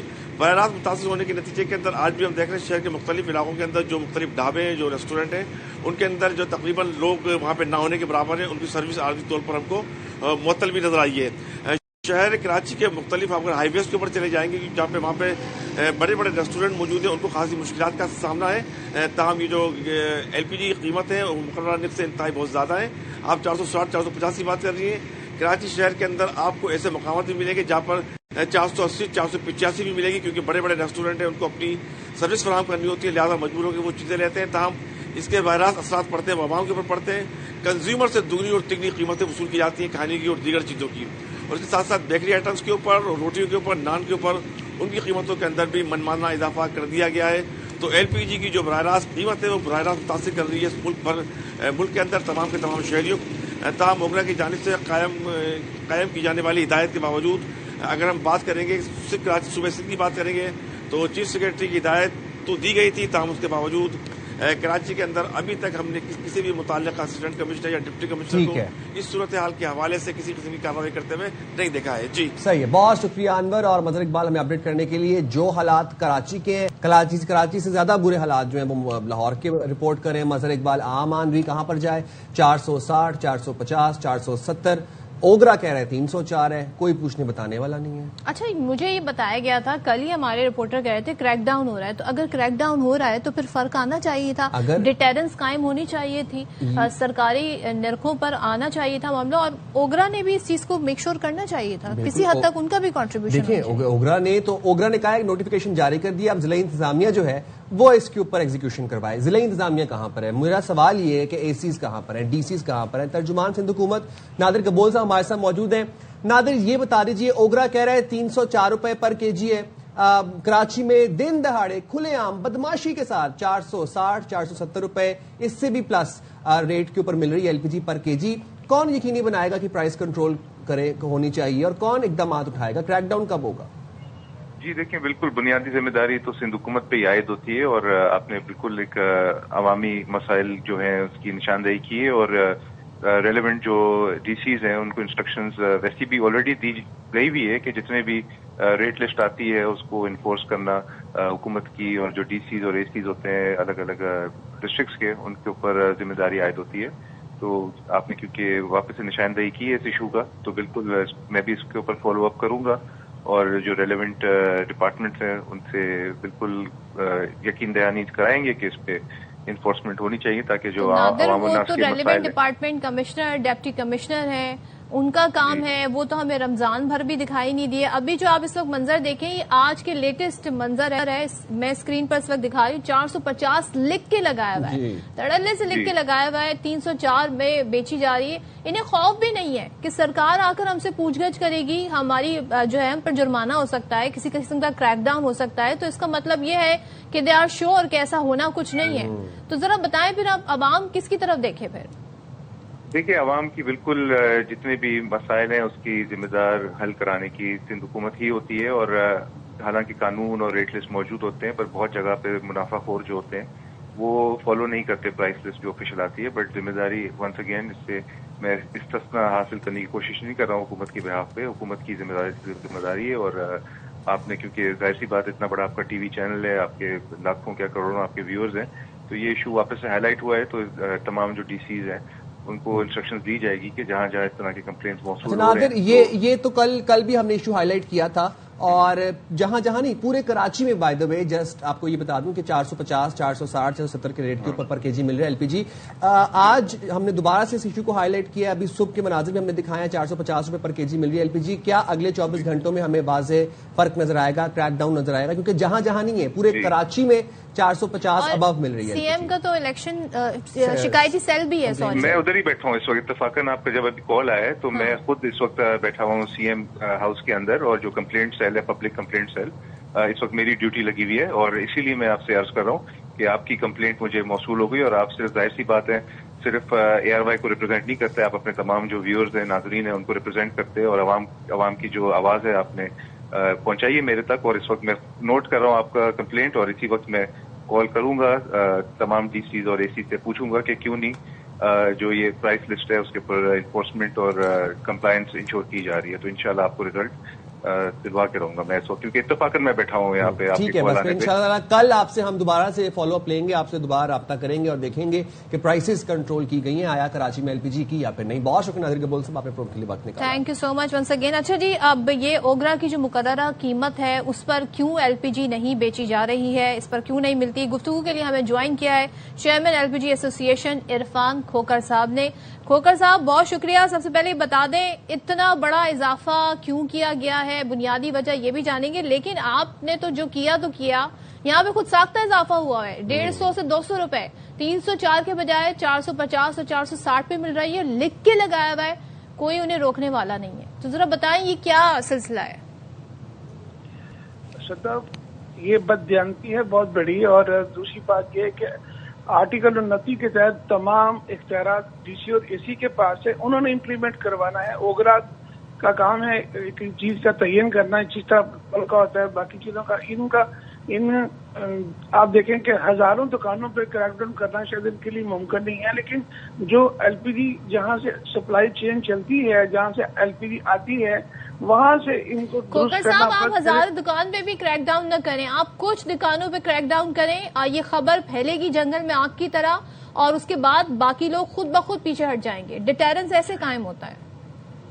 देखिए सदर, जब बददियानती की इंतहा है कि उनके AC और DC के लोग जो है मंथली ले रहे हों, तो वो उनको क्या जरूरत पड़ी है कि वो जाके वो तो उनके साथ मुकमका करते हैं, वो मामला पैसा इतना फी दुकान से 50,000 रुपए महीना वसूल कर रहे हो, करोड़ों रुपए वसूल करते हैं, वो कहाँ करेंगे। लेकिन मैं कह रहा हूँ कि सप्लाई चेन जहाँ से चलती है, मसलन पोर्ट कासम पे या फर्ज कर जहाँ से भी आती है, वो चंद लोग हैं जहाँ पे क्रैकडाउन करना, उनके DC के NOC से वो प्लान लगते हैं, DC के NOC से वो उनको कंपनियों को लाइसेंस मिलते हैं, वो वहाँ पे ओगरा की टीम या डिप्टी कमिश्नर के पास फरवरी 2027 तक इख्तियार आता है, वो चाहें उनके वो चंद लोगों को जो वो फर्ज करेंगे कि लाइसेंस कैंसिल कर दें, वो ऑटोमेटिकली नीचे सप्लाई चेन ठीक हो जाएगी। जब फर्ज करें कि दुकानदार की जरूरत नहीं होगी। खोकर साहब, अब आप ये बताएं कि आम आवाम जो है जब वो जाए LPG लेने और उसको आगे से 460, 470 का रेट मिले पर केजी LPG का, वो क्या करे, किसको शिकायत करे? वो शिकायत सीधा डिप्टी कमिश्नर को करे, असिस्टेंट कमिश्नर को करे कि आर्टिकल 29 के तहत इख्तियार सिर्फ उनके पास है, किसी और के पास नहीं है, वो उनको करे। वो उनके पास इख्तियार है, वो उनकी डिस्ट्रीब्यूशन कैंसिल कर सकता है, मार्केटिंग जहां से सप्लाई चेन आती, मार्केटिंग कंपनी का लाइसेंस कैंसिल कर सकता है, जो इम्पोर्टर है उसका लाइसेंस कैंसिल कर सकता है। डिप्टी कमिश्नर के पास, असिस्टेंट कमिश्नर के पास इख्तियार, लेकिन उनके जो करिंदे हैं वो जाके मंथली लेते हैं दुकानों पे, बाकी पे वो दिल्ली से ब्लैक मार्केटिंग कर रहे हैं। ये मुल्क भर में ऐसा चल रहा है सिलसिला, ये नहीं कि सिर्फ कराची में है, मुल्क भर में इस तरह लोग। बिल्कुल, हम सिर्फ कराची की बात भी नहीं करें। खोकर साहब, जरा सा मुझे और समझने के लिए मैं जानना चाहती हूँ, और अवाम भी जो इस चीज में इंटरेस्टेड हो वो जानना भी चाहते हैं कि ओगरा ने जो प्राइस मुकर्रर किए हैं, इसमें ये जो डिस्ट्रीब्यूटर है, ये जो दुकानदार है, LPG बेचने वाले हैं, इनका अपना प्रॉफिट कितना है, कितने % इनको इसमें मुनाफा मिल रहा है? जी, मार्केटिंग कंपनी का और डिस्ट्रीब्यूटर का, जो बेच रहे हैं, दुकानदार की बात कर रहे हैं, जो सार्किन के लिए 3 से 4 रुपए कीमत मुकर्रर की गई, उसके अंदर 35 रुपए पर केजी मार्केटिंग कंपनीज का और डिस्ट्रीब्यूटर का मार्जिन नोटिफिकेशन के अंदर बकायदा लिखा हुआ है। 35 रुपए 35 में इजाफी 150 और जोड़ लेना। 35 रुपए पर केजी लिखा हुआ है, 35,000 रुपए पर मैट्रिक टन, इसमें रिटर्न में लिखा हुआ है कि इनका इतना मार्जिन है, लेकिन वो तो आप अंदाजा कर ले, खाली सिर्फ 35 रुपए नहीं, वो 235 रुपए मुनाफा कमा रहे हैं। मतलब 35 रुपए ओगरा ने ऑलरेडी रिलीफ दे दिया था, उसके ऊपर अगर ये 460 की 470 की बेच रहे हैं, विच मीन्स कि ये 150 रुपए 160 रुपए इजाफा कर रहे हैं, तो ये 160 प्लस 35, ये तो बात 200-250 के ऊपर पहुंच जाती है। जी जी बिल्कुल, ये बिलाजवाज जो है ना मुनाफा हो रही है, इसके ऊपर बिल्कुल हुकूमत को, मैंने हमारे जूम में मीटिंग होती है, गवर्नमेंट के तमाम ऑफिशियल्स हैं, उनके इल्म में है। मैंने पिछले दिनों आपको याद होगा 16 फरवरी को एक शिप के ऊपर उन्होंने FIA ने जब रेड किया, तो मैंने कहा था कि ये पैनिक इस मौके पर जंगी हालात में आपका बिलाजवाब छापा है, वहाँ जाना नहीं चाहिए था, उसकी वजह कि ये पैनिक क्रिएट होगा, हम पोर्ट कहाँ से तमाम अदारों को बताया। मतलब इरफान साहब यही अलमिया है कि हम, बहुत शुक्रिया आपका कि इस वक्त हम देख रहे हैं जंगी सूरत हाल है, हर चीज में इजाफा हो रहा है, पब्लिक भी अंडरस्टैंड करती है कि कुछ हुकूमत की भी मजबूरी है, लेकिन इसके बाद जो ये लोग जिस तरीके से माफिया बन के मुनाफा कमा रहे हैं, इन पे रोक टोक लगना जरूरी है, क्योंकि अवाम इस वक्त बड़ा बर्डन बर्दाश्त कर रहे हैं, उन पर ये इजाफी गैर जरूरी गैर कानूनी जो बर्डन डाला जा रहा है, इसको रोकने वाला। मैं एसीज डीसीज से आप सबसे रिक्वेस्ट करता हूं कि प्लीज बाहर निकलें, प्लीज टेक सम चार्ज और जाके ये रेट्स होल्ड करवाएं। अवाम किस किस चीज का बोझ बर्दाश्त करेगी? पेट्रोल करेगी, दूध करेगी, आटा करेगी, LPG करेगी, गरीब आदमी हम लोग आम अवाम कहां पर जाएंगे? कैसे ये बोझ बर्दाश्त करेंगे? It doesn't make sense to me, समझ नहीं आ रही, क्योंकि लॉजिक ही बता दे, कोई फॉर्मूला बता देना कैसे करेंगे। सैलरी क्लास पर जी टैक्स जितना लगाया गया है, जो स्लैब्स हैं वो भी पे कर रहे हैं, साथ में ये भी कर रहे हैं, तो कुछ तो आवाम की दाद रसी होनी चाहिए, सोचना चाहिए तमाम मुतालिका हुकूमतों को। चले जी, जब बात हुकूमती की हो रही है तो सियासी मैदान में देख लेते हैं वहां पर क्या कुछ हो रहा है। मौलाना फजल रहमान की बात कर लेते हैं। आजकल हम देख रहे हैं काफी ज्यादा मरकज निगाह बने हुए हैं, और बिलावल भुट्टो जरदारी मौलाना फजल रहमान से मुलाकात करने ने उनकी रिहाइश गाह पहुंचे। दोनों रहनुमाओं की मुलाकात तकरीबन 1.5 घंटे से ज्यादा जारी रही। अब इसकी अंदरूनी कहानी कि भाई इस मुलाकात के पीछे आखिर इशू क्या है, ये सामने आई है। बताया गया है जराये की जानिब से कि मुलाकात में सिंध और बलूचिस्तान में नई सियासी सफबंदियों के लिए बातचीत हुई है। बिलावल साहब JUIF को सिंध और बलूचिस्तान हुकूमत में शामिल करने के लिए मौलाना साहब को बाज़ाब्ता दावत देते हैं और कहते हैं जनाब बिलावल भुट्टो की पेशकश का मौलाना फजल रहमान ने ये कहा है कि जी हम पहले अपनी पार्टी से तमाम तरह मुंह तय करेंगे, मुशावरत करेंगे, उसके बाद जवाब देंगे। अब ये भी जरा बता रहे हैं कि सिंध की अपोजिशन भी JUI को साथ बुलाने के लिए मुतहरिक हो गई है। और GDA रहनुमा ने जो राशिद शाह राशिदी की क़यादत में मौलाना फजल रहमान से अहम मुलाकात की और पीर पगारा का पैगाम पहुंचाया। मुलाकात में मुल्क और सिंध की सियासी सूरत हाल का जायजा लिया गया। स्पीकर कौमी असम्बली अयाज सादिक ने भी गुज़िश्ता रोज़ मौलाना फजल रहमान से मुलाकात की थी। तो मौलाना is once again relevant in politics. मौलाना हमेशा रेलिवेंट रहते हैं, ये बड़ी इंटरेस्टिंग बात है मौलाना साहब के बारे में। तो फिर इसी बारे से बात भी कर लेंगे। हमारे साथ मौजूद होंगे गेस्ट भी हमारे साथ। बट हमारी जो पॉलिटिक्स है ना, वो हमें ना मतलब बड़ा इंगेज रखती है पाकिस्तानी पॉलिटिक्स। आप ही देखें, हमने शुरू किया था पूरी दुनिया का जो ग्लोबल एक इशू है उसको लेके, लेकिन हमारी सियासत में कोई भी दिन ऐसा नहीं होती जिसे हम ऑफ डे कह सकें। कुछ न कुछ हैपनिंग होती रहती है। और बिलावल साहब बड़े अरसे बाद हम ये मुलाकातों का सिलसिला देख रहे हैं। बड़ी इंटरेस्टिंग ये सूरत हाल बन रही है और ये नई सबबंदियां किस जानिब इशारा करती हैं, क्योंकि सिंध और बलूचिस्तान में हम देख रहे हैं कि पीपल्स पार्टी जाहिर है एक उनकी प्रेजेंस भी है। अच्छा, स्पीकर असेंबली है, स्पीकर कौमी असम्बली अयाज सादिक ने भी गुज़िश्ता रोज मौलाना फजल रहमान से मुलाकात की थी। तो मौलाना साहब से आई थिंक तमाम ही सियासी जमातों की जो रिप्रेजेंटेशन है उन्होंने मुलाकात कर ली है। और फिर अब सवाल ये उठता है कि जो GDA वाले, खासतौर पे JDA वाले हैं, उन्होंने अलग अलग जो मुलाकातें की हैं, तो ये क्या सबबंदियां होने जा रही हैं और मौलाना साहब इसमें क्या रोल प्ले कर सकते हैं? मौलाना साहब एक दफा फिर से मरकज बन गए तमाम तर निगाहों का, अटेंशन का। होने क्या जा रहा है सिंध और बलूचिस्तान में, क्यों ये सफबंदियां की जा रही हैं और इसकी वजह क्या है, ये जानना बड़ा इंपॉर्टेंट है। अंदरूनी कहानी तो हमारे सामने आ गई है इन मुलाकातों की। तो ब्यूरो चीफ इस्लामाबाद खावर घुमन हमारे साथ मौजूद हैं। खावर साहब, बहुत शुक्रिया, आपने प्रोग्राम के लिए वक्त निकाला। नई सफबंदियां होने जा रही हैं मौलाना साहब इन सिंध एंड बलूचिस्तान, क्यों हो रही हैं सफबंदियां, क्या वजह है इसके पीछे? دیکھیں جی، اس کے پیچھے ایک سٹوری جو وہ یہ ہے کہ بلوچستان میں حکومت اس وقت پاکستان پیپلز پارٹی کی بنی ہوئی ہے.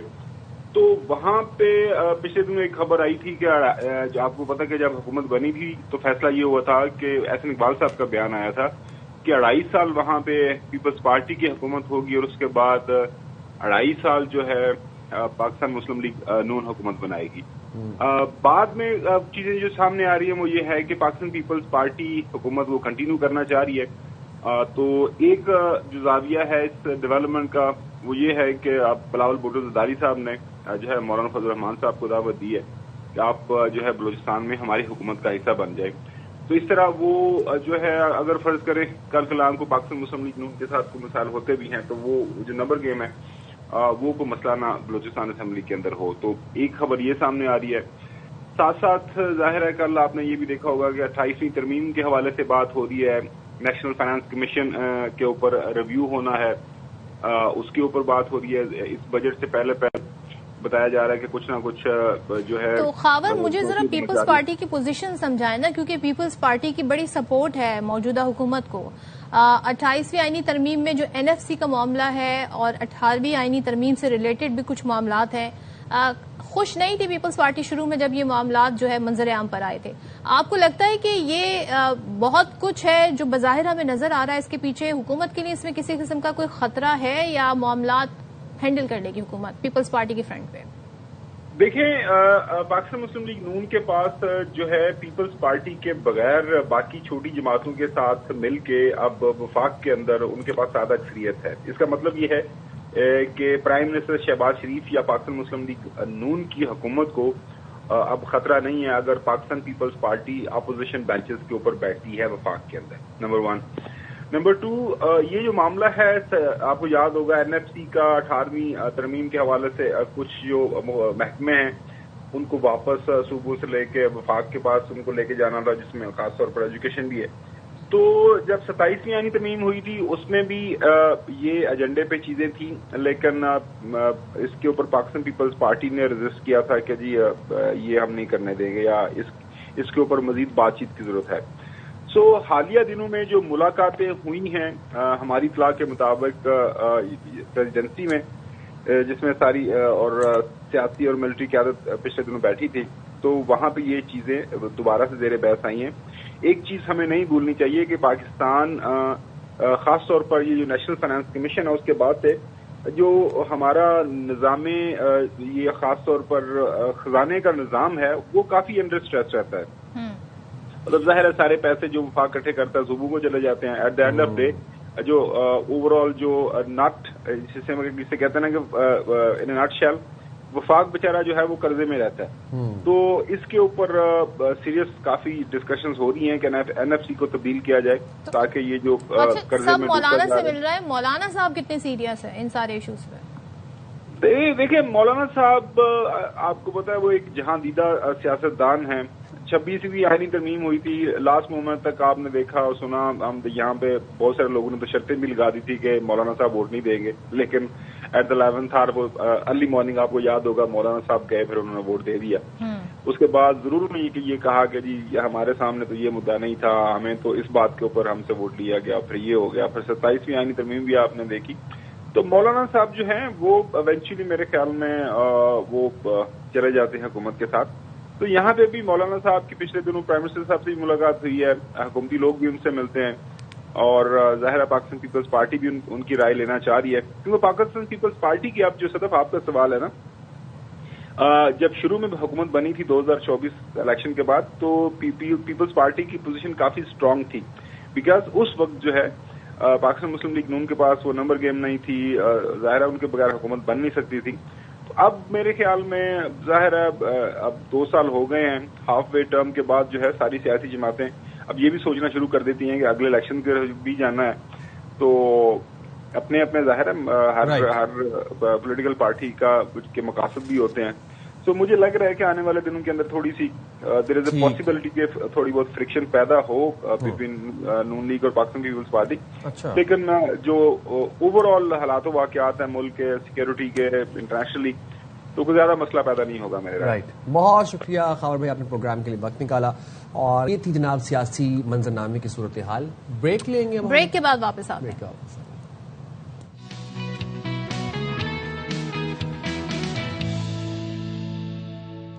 Welcome back once again. اور جناب، بدلتا دور، بدلتے تقاضے، یہاں پہ ہم بات کر رہے ہیں، بڑے عرصے سے ہم اس پر سائم بات کرتے آ رہے ہیں. اے آئی کا زمانہ ہے.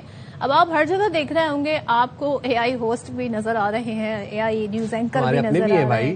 بھائی بہت ساری جگہوں پر آپ کو اے آئی اب نظر آ رہی ہے. تو لوگ کہہ رہے ہیں جی جاب خطرے میں بڑھ گئی ہیں، اور ظاہر ہے اب سب یہ سوچ رہے ہیں کہ کیا ایک کیریئر پہ انحصار کرنا جو ہے وہ ایک وائز ڈیسیجن ہوگا کہ نہیں ہوگا، کیونکہ اب فری لانس کام بہت ہو رہا ہے اور بہت جلدی بہت کم وقت میں پیسے بنائے جا سکتے ہیں. ایک جاب پہ آپ ریلائی کریں تو آپ سالوں انتظار کرتے رہیں، انکریمنٹ نہیں لگتے ہیں، لوگوں کی تنخواہیں نہیں بڑھتے ہیں، مہنگائی بڑھتی جاتی ہے، پرچیزنگ پاور کم ہوتی جاتی ہے.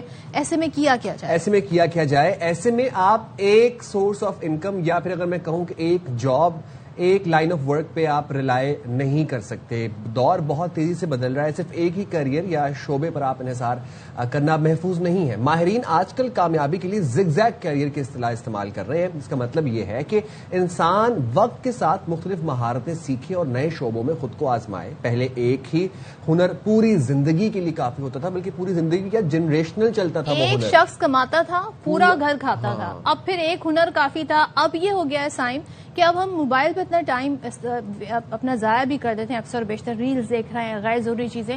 کیوں نہ ہم اس ٹائم میں سے کچھ وقت نکال کے آدھا گھنٹہ ایک گھنٹہ اے آئی سے ریلیٹڈ کچھ کورس کر لیں، کچھ سیکھ لیں، کوئی ہنر سیکھ لیں، ڈیٹا سیکیورٹی سیکھ لیں، انفارمیشن سیکیورٹی. اچھا، یہ اب ہم ہمارے ساتھ موجود ہیں بات کرنے کے لیے. اس حوالے سے بڑی اپروپریٹ گیسٹ ہمارے ساتھ موجود ہیں. آئی ٹی ایکسپرٹ ہیں کنول چیمہ صاحبہ. اور تھینک یو ویری مچ کنول چیمہ صاحبہ، یو آر سو کائنڈ کہ آپ ہر وقت ہمیشہ ہمارے پروگرام کے لیے وقت نکالتی ہیں.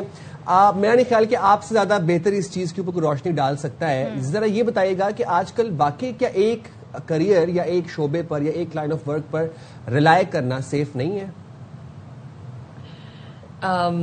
آپ نے ایک بڑی پرٹیننٹ ڈسکشن ہے جو کہ بہت دنیا بھر میں کی جا رہی ہے آج کل، کہ اے آئی جو ہے وہ کس طرح انسانیت صرف پروفیشنلی نہیں but it's changing everything, the way we work, live, play, learn, make relationships etcetera. تو اس میں جو ایک چیز بہت زیادہ ڈسکس ہوتی ہے وہ یہی ہے کہ جابس کا کیا ہوگا. اور بہت سارے ایسے شعبے ہیں جہاں پہ اے آئی 100% تو نہیں مگر آپ کی جاب کا 80%، کہیں پہ 20%، کہیں پہ 30%، کہیں پہ 40%، ڈپینڈنگ آن کہ آپ کیا کرتے ہیں. اے آئی ہے، اس کو آپ اے آئی میں اگر آپ یوز کریں تو you can do it much better. تو آج کل تو جو ہے وہ اگر آپ اے آئی پہ ریلائی نہیں کرتے اپنی جاب کے لیے تو وہ لوگ جو اے آئی کو یوز کرتے ہیں وہ آپ سے بہت زیادہ پروڈکٹیو ہو جاتے ہیں، اور وہ آپ کی جابس ڈیفینیٹلی آپ نظر آتا ہے کہ جو امپلائیز اے آئی کو پہ انحصار کرتے ہیں اور جو نہیں کرتے ان کی جو پروڈکٹیوٹی ہے، ان کی جو آؤٹ کمز ہیں وہ ایک دوسرے سے کافی مختلف ہوتی ہیں. مگر اب جیسے جیسے آگے بڑھ رہا ہے، یہ تو آج کل کی بات ہے، مگر جیسے جیسے ہم دیکھتے ہیں کہ جیسے جیسے آگے بڑھ رہا ہے بہت ساری ایسی جابز ہیں جو کہ 100%، فار ایگزامپل اگر آپ یہ دیکھیں کہ کانٹینٹ رائٹنگ، اب کلاؤڈ میں ایسے فیچرز آ گئے ہیں کہ جو پہلے ڈیجیٹل میڈیا مارکیٹرز ہوتے تھے وہ کانٹینٹ رائٹنگ تو اے آئی سے کر لیتے تھے، مگر پوسٹنگ خود کرتے تھے، اس کو اسکیجول خود کرتے تھے، کیلنڈر خود بناتے تھے، پوسٹنگ کا کیا پوسٹ کرنا ہے وہ خود ڈیسائیڈ کرتے تھے. مگر اب ایسے ٹولز ہیں اے آئی میں جو کہ آپ کا پوسٹ بنانے سے لے کے آپ کی کیلنڈر تک اور آپ کی پوسٹنگ اٹ سیلف پورا سب کچھ آٹومیٹ ہو گیا. اسی طرح اے آئی ایجنٹس آ گئے جو کہ سب کچھ آپ کو لیڈز، آپ کے جو سوشل میڈیا ہے وہاں سے اگر آپ کسی بھی سیلز میں آپ کے لیڈز ڈھونڈنے سے لے کے اس کے بعد ان کو کال، ای میل، فالو اپ، سارے کا سارا پروسیس آٹومیٹ ہونا شروع ہو گیا ہے. تو اس لیے بہت ساری جابز ہیں جو کہ اب 80% یا 90% اے آئی کرنا شروع ہو گیا، اور کچھ ایسی بھی جابز ہیں 100% اے آئی کرنا شروع ہو گیا. تو یعنی کہ کمل پھر ہم یہ کہیں کہ پھر سکسیسفل وہی ہوگا آگے جا کے جو ان تمام ٹولز کو مہارت سے استعمال کرنا جانتا ہوگا، کیونکہ اس کی پروڈکٹیوٹی زیادہ ہوگی، اس کی کریٹیوٹی زیادہ ہوگی، وقت سے پہلے اپنا اسائنمنٹ وہ پروجیکٹ پورا کر کے دے سکے گا. تو ایسے لوگ ان ڈیمانڈ ہوں گے پھر آنے والے وقتوں میں. ایسے لوگ تو آج کل ان ڈیمانڈ ہے. آنے والے وقتوں میں تو اس سے بھی آگے آ جائے. دیکھیں آج کل جو ہم جس دور سے گزر رہے ہیں ایسے لوگ ان ڈیمانڈ ہیں جو کہ اے آئی کو استعمال کر سکتے ہیں اور اپنی پروڈکٹیوٹی اس سے بہتر کر سکتے ہیں. مگر آنے والے وقتوں میں جیسے میں کہہ رہی ہوں کہ اے آئی آپ کی جاب پوری کی پوری اینڈ ٹو اینڈ آٹومیشن آ رہی ہے, جس کی وجہ سے اس پہ جو آپ پہلے جو ایک ہیومن انٹروینشن چاہیے ہوتی تھی اس کی بھی نیڈ آہستہ آہستہ کچھ جابز میں ختم ہونا شروع ہو گئی. تو جیسے کہ آپ نے پہلے کہا کہ ڈیورسیفیکیشن, جس میں آپ اے آئی ٹولز آپ اکراس بہت سارے ڈفرینٹ مختلف چیزوں میں یوز کر سکتے. جیسے آپ کو ایگزامپل دیتی ہوں, ٹھیک ہے, پہلے اگر ہم اپنی ٹیم میں پہلے رکھتے تھے ایک ویڈیو, اگر ہم نے ایک پوری سوشل میڈیا اسٹریٹجی مینج کرنی ہے تو ہم پہلے رکھتے تھے video editor, graphic designer. Video editor الگ ہوتا تھا, گرافک ڈیزائنر الگ ہوتا تھا, سوشل میڈیا میں جو پوسٹ کر رہا ہے وہ الگ ہوتا تھا, جو کیلنڈر بناتا تھا پوسٹ کرتا تھا وہ الگ ہوتا تھا, جو ویڈیوگرافر ہوتا تھا وہ الگ ہوتا تھا. اب جاب ڈیورسیفیکیشن ایسی آ گئی اور اے آئی نے اتنا آسان کر دی ہیں چیزیں کہ اب ایک بندہ یہ سارا کچھ مینج کر سکتا ہے. سو آپ کو اب جتنے پہلے اگر جہاں پہ 4 بندوں کی ضرورت تھی اب آپ کو ایک بندے کی ضرورت ہے, مگر اس ایک بندے کو ان چاروں سکلز کو تھوڑا تھوڑا آنا چاہیے. اس ایک بندے کو ان چاروں سکلز پہ تھوڑی تھوڑی مہارت حاصل ہونی چاہیے. اس کو پتا ہونا چاہیے کہ سوشل میڈیا مینجمنٹ کیسے ہوتی ہے, کیلنڈرنگ کیسے ہوتی ہے, گرافک ڈیزائننگ کیسے ہوتی ہے, ویڈیو ایڈیٹنگ. تو اس کو اے آئی کو اتنی مہارت ہونی چاہیے کہ وہ اے آئی کو لیوریج کر سکے, یوز کر سکے اکراس آل دی سکلز. اس لیے اب ڈیورسیفیکیشن کی بہت زیادہ ضرورت ہوگی.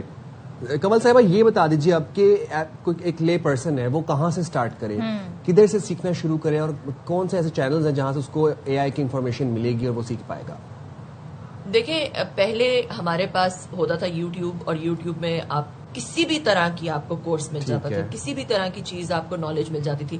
اب تو اس کی بھی ضرورت نہیں, اب تو ایسا زمانہ آ گیا ہے جہاں پہ بہت ہی آسانی ہو گئی ہے اور اب آپ کو یوٹیوب کی بھی ضرورت نہیں رہی.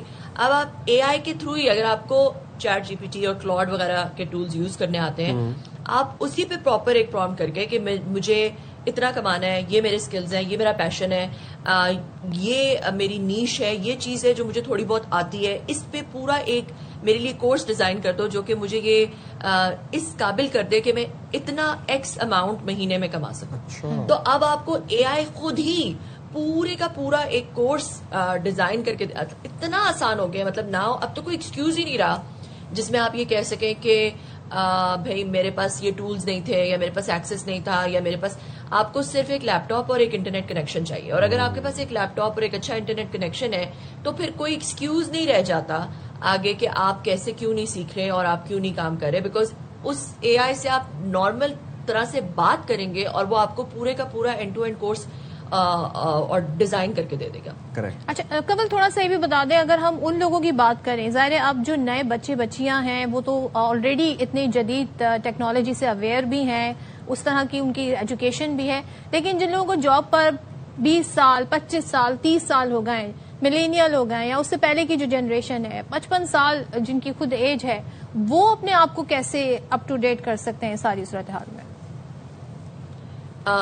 دیکھیں جتنی بھی نئی ٹیکنالوجیز آئی ہیں نا پاسٹ میں, ان میں آپ کو کچھ نہ کچھ لرننگ کرو رہا ہے ہمیشہ سے.